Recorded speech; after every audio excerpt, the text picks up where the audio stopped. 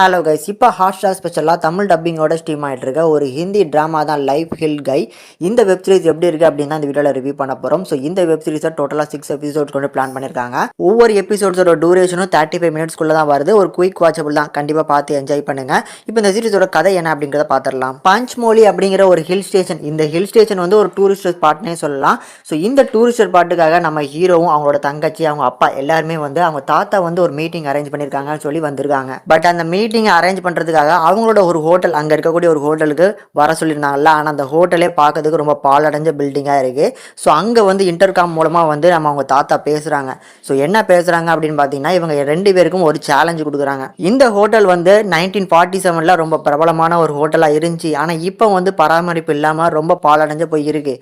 இதை நீங்கள் 2 பேர், அதாவது அவங்களோட 2 பேர பசங்க வந்து யார் வந்து நல்லா மெயின்டைன் பண்ணி அதை வந்து பார்த்தீங்கன்னா நல்ல பாப்புலரான ரேட்டிங்க்கு கொண்டு போகிறாங்களோ அவங்களுக்கு நான் ஒவ்வொருத்தருக்கும் வந்து பார்த்தீங்கன்னா ஸ்டார்ஸ் கொடுப்பேன். கடைசி மொத்த சொத்துமே அவங்களுக்கு எழுதி வைப்பேன் அப்படிங்கிற மாதிரி ஒரு சேலஞ்சை கொடுத்துட்றாங்க. ஸோ இந்த ரெஸ்டாரண்ட்டை நடத்துறதுக்கு இவங்க என்னென்ன விஷயங்களை ஃபேஸ் பண்ணுறாங்க அண்ட் அந்த கிராமத்தில் என்னென்ன ப்ராப்ளம்ஸ் வருது அண்ட் கூடுதலாக வந்து ஒரு கட்டத்துக்கு மேலே இந்த ரெஸ்டாரண்ட்டில் அதில் அந்த ஹோட்டலில் வந்து பேய் இருக்குது அப்படிங்கிற மாதிரியான ஒரு ரூமர்ஸ் பரவுது. ஸோ அதுக்கப்புறம் இந்த ஹோட்டல் எந்த அளவுக்கு ஹைப் ஆகுது அப்படிங்கிற மாதிரி ரொம்ப ஃபன்ஃபுல்லாக எடுத்துருக்க ட்ராமா தான் இந்த படம். எனக்கு இந்த வெப் சீரிஸ் கண்டிப்பாக பிடிச்சிதுங்க. அதுவுமே ரொம்ப குயிக் வாட்சபிளாக ஒரு ரொம்ப ஸ்கிரிப்டியாக வந்து பார்த்தீங்கன்னா ஸ்கிரிப்ட் எழுதியிருக்காங்க. எந்த இடத்துலையுமே பெருசாக வந்து போரிங்கோ எந்த எபிசோட்ஸ்லையுமே வந்து பார்த்தீங்கன்னா ட்ராக் ஆகிற மாதிரியான ஒரு ஃபீலே இல்லாமல் ஸ்மூத்தாக கொண்டு போயிருக்காங்க. பட் ஒரு தாத்தாவோ இல்லை அப்பாவோ அவங்களோட பேர பசங்களுக்கு வந்து ஒரு சேலஞ்சு கொடுக்குறது அப்படிங்கிறது ஒரு ஓல்டு டெம்ப்ளேட் தான். ஆனால் அதை அவங்க புதுசாக வந்து இம்ப்ளிமெண்ட் பண்ணி இந்த படத்தில் வந்து நல்லா எக்ஸிக்யூட் பண்ணி கொடுத்துருக்காங்க.